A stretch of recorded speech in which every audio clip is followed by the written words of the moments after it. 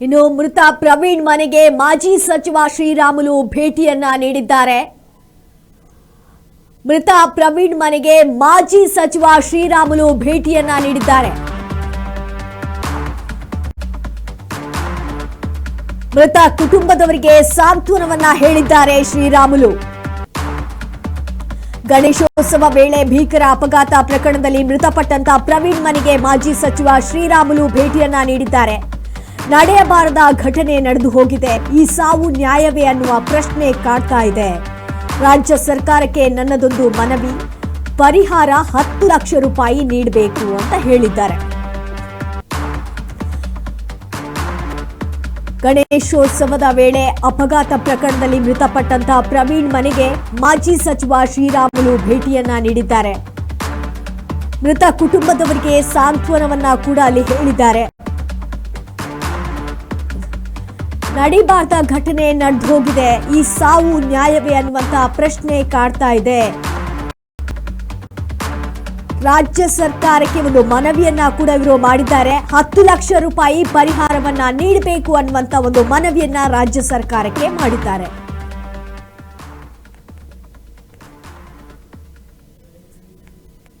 ತನಕ ಹೋದಂತವನು ಅವರು ಏನು ಹೊಸಳ್ಳಿ ಅನ್ನಂತ ಗ್ರಾಮದಲ್ಲಿ ಹೈವೇದಲ್ಲಿ ಗಣಪತಿ ಮೆರವಣಿಗೆ ನಡೀತಾ ಇತ್ತು. ವಿಸರ್ಜನೆ ಕಾರ್ಯಕ್ರಮ ಭಾಳಷ್ಟು ನೂರಾರು ಸಂಖ್ಯೆಯಲ್ಲಿ ಅಲ್ಲಿ ಗಣಪತಿಯ ಅಭಿಮಾನಿಗಳು ಭಕ್ತಾದಿಗಳು ಎಲ್ಲರೂ ಸೇರಿ ವಿಸರ್ಜನೆ ಮಾಡೋಂಥ ಸಂದರ್ಭದಲ್ಲಿ ಒಂದು ಹೈವೇದಲ್ಲಿ ವೇಗವಾಗಿ ಲಾರಿ ಬಂದು ಸಡನ್ನಾಗಿ ನುಗ್ಗಿರೋ ಕಾರಣ ಹತ್ತತ್ರ 9 ಮಂದಿ 10 ಮಂದಿ ಪ್ರಾಣವನ್ನು ಕಳ್ಕೊಂಡಿದ್ದಾರೆ. ಭಾಳಷ್ಟು ಮಂದಿ ಸೀರಿಯಸ್ ಇದ್ದಾರೆ, ಭಾಳಷ್ಟು ಮಂದಿ ಗಾಯಾಳುಗಳು ಕೂಡ ಆಗಿದ್ದಾರೆ. ಎಲ್ಲರೂ ಕೂಡ ಆಸ್ಪತ್ರೆಯಲ್ಲಿ ಅಡ್ಮಿಟ್ ಆಗಿದ್ದಾರೆ. ಹಂಗಾಗಿ ಇವತ್ತು ಬಳ್ಳಾರಿಯ ನಮ್ಮ ನಗರದಲ್ಲಿ ಪ್ರವೀಣ್ ಕುಮಾರ್ ಅನ್ನೋ ಒಬ್ಬ ಇಂಜಿನಿಯರ್ ವಿದ್ಯಾರ್ಥಿ, ಭಾಳ ಬಡ ಕುಟುಂಬದಲ್ಲಿ ಇದ್ದಂಥ ಒಬ್ಬ ಮಗ. ಅವರು ಇಂಜಿನಿಯರ್ ಓದಂಥ ಟೈಮಲ್ಲಿ ಬಗಲ್ಗಡೆ ಮನೆಯವರು ಅಕ್ಕಪಕ್ಕದವ್ರು ಎಲ್ಲರೂ ಕೂಡ ಅವ್ರಿಗೆ ಏನನ್ನ ಸಹಾಯ ಅಂದರೆ ಅವ್ರಿಗೆ ಎಜುಕೇಷನ್ಗೆ ಫೀ ಆಗಿರ್ಬೋದು, ನಂತರ ಪಠ್ಯ ಪುಸ್ತಕಗಳಿಗೆ ಆಗಿರ್ಬೋದು, ಅವ್ರಿಗೆ ಬೇಕಾದಂಥ ಎಕ್ವಿಪ್ಮೆಂಟ್ಸು, ಆ ಜಾಮೆಟ್ರಿಕಲ್ ಬಾಕ್ಸು ಅವು ಇವು ಎಲ್ಲ ಕೂಡ ಆ ಸುತ್ತಮುತ್ತಲಿದ್ದಂಥವರೇ ಅವರೇ ತೆಗೆದುಕೊಟ್ಟು ಓದಿಸಿದ್ದಾರೆ. ಅವ್ರಿಗೊಂದು ತಂಗಿ ಇದ್ದಾಳೆ, ಪ್ರವೀಣ್ಗೆ ಅಕ್ಕ ಇದ್ದಾಳೆ, ಆಮೇಲೆ ಅವ್ರಿಗೆ ತಾಯಿ ಇದ್ದಾರೆ, ತಂದೆ ಇಲ್ಲ. ಹಂಗಾಗಿ ಭಾಳ ಬಡ ಕುಟುಂಬದಲ್ಲಿ ಅವನು ಬೆಳೆದಂಥವನು, ಎಲ್ಲರೂ ಕೂಡ ಸಹಾಯದಿಂದ ಇಂಜಿನಿಯರ್ ತನಕ ಹೋದಂಥವನು. ಅವ್ರ ತಾಯಿಗೆ ಹೇಳ್ತಿದ್ದಂತೆ, ನಂದು ಇನ್ನೊಂದು 2-3 ತಿಂಗಳ ಒಳಗಡೆ ನಂದು ಮುಕ್ತಾಯ ಆಗುತ್ತೆ ತಾಯಿ, ನಾನು ಇಂಜಿನಿಯರ್ ಆದ್ರಿಗಿನ ನಿನ್ನ ಗುಡಿಸಲದಲ್ಲಿದ್ದಂಥವ್ರನ್ನ ನಾನೇನು ಇವತ್ತು ಜೀವನ ಮಾಡಿದ್ದೀನೋ ಪುನಃ ನಮ್ಮ ಕುಟುಂಬ ಸುಧಾರಣೆ ಆಗುತ್ತೆ ಅನ್ನೋಂಥ ಮಾತನ್ನು ಕೂಡ ನಮ್ಮ ಪ್ರವೀಣ್ ಕುಮಾರ್ ಅವರು ಹೇಳ್ತಾರೆ. ಏನು ಹೊಸಳ್ಳಿ ಅನ್ನಂಥ ಗ್ರಾಮದಲ್ಲಿ ಹೈವೇದಲ್ಲಿ ಗಣಪತಿ ಮೆರವಣಿಗೆ ನಡೀತಾ ಇತ್ತು.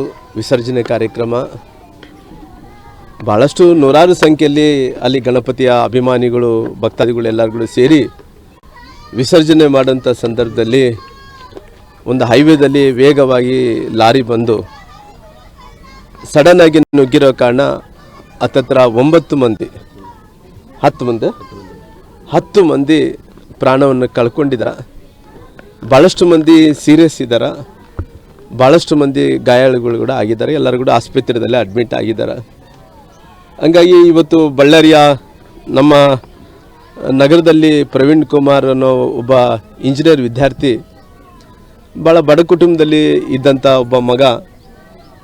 ಅವರು ಇಂಜಿನಿಯರ್ ಓದಂಥ ಟೈಮಲ್ಲಿ ಬಗಲ್ಗಡೆ ಮನೆಯವರು ಅಕ್ಕಪಕ್ಕದವ್ರು ಎಲ್ಲರೂ ಕೂಡ ಅವ್ರಿಗೆ ಏನನ್ನ ಸಹಾಯ ಅಂದರೆ ಅವ್ರಿಗೆ ಎಜುಕೇಷನ್ಗೆ ಫೀ ಆಗಿರ್ಬೋದು, ನಂತರ ಪಠ್ಯ ಪುಸ್ತಕಗಳಿಗೆ ಆಗಿರ್ಬೋದು, ಅವ್ರಿಗೆ ಬೇಕಾದಂಥ ಎಕ್ವಿಪ್ಮೆಂಟ್ಸು, ಆ ಜಾಮೆಟ್ರಿಕಲ್ ಬಾಕ್ಸು ಅವು ಇವು ಎಲ್ಲ ಕೂಡ ಆ ಸುತ್ತಮುತ್ತಲಿದ್ದಂಥವರೇ ಅವರೇ ತೆಗೆದುಕೊಟ್ಟು ಓದಿಸಿದ್ದಾರೆ.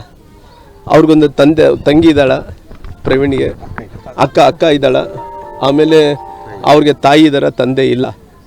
ಹಂಗಾಗಿ ಭಾಳ ಬಡ ಕುಟುಂಬದಲ್ಲಿ ಅವನು ಬೆಳೆದಂಥವನು, ಎಲ್ಲರೂ ಕೂಡ ಸಹಾಯದಿಂದ ಇಂಜಿನಿಯರ್ ತನಕ ಹೋದಂಥವನು.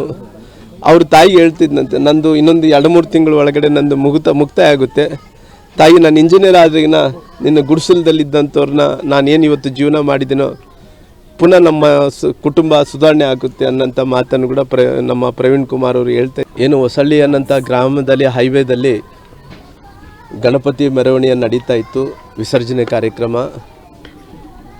ಭಾಳಷ್ಟು ನೂರಾರು ಸಂಖ್ಯೆಯಲ್ಲಿ ಅಲ್ಲಿ ಗಣಪತಿಯ ಅಭಿಮಾನಿಗಳು, ಭಕ್ತಾದಿಗಳು ಎಲ್ಲರೂ ಸೇರಿ ವಿಸರ್ಜನೆ ಮಾಡೋಂಥ ಸಂದರ್ಭದಲ್ಲಿ ಒಂದು ಹೈವೇದಲ್ಲಿ ವೇಗವಾಗಿ ಲಾರಿ ಬಂದು ಸಡನ್ನಾಗಿ ನುಗ್ಗಿರೋ ಕಾರಣ ಹತ್ತತ್ರ 9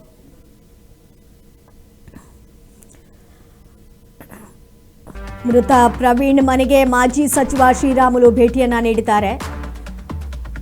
ಪ್ರವೀಣ್ ಬಡ ಕುಟುಂಬದಲ್ಲಿ ಜನಿಸಿದವ.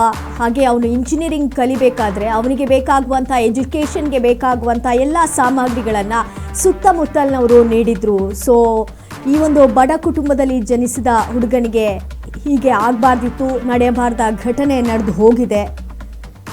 ಹಾಗೆ ರಾಜ್ಯ ಸರ್ಕಾರಕ್ಕೆ ನನ್ನದೊಂದು ಮನವಿ, ಪರಿಹಾರವಾಗಿ 10 ಲಕ್ಷ ರೂಪಾಯಿಯನ್ನ ನೀಡಬೇಕು ಅನ್ನುವಂಥ ಮಾತನ್ನ ಹೇಳಿದ್ದಾರೆ.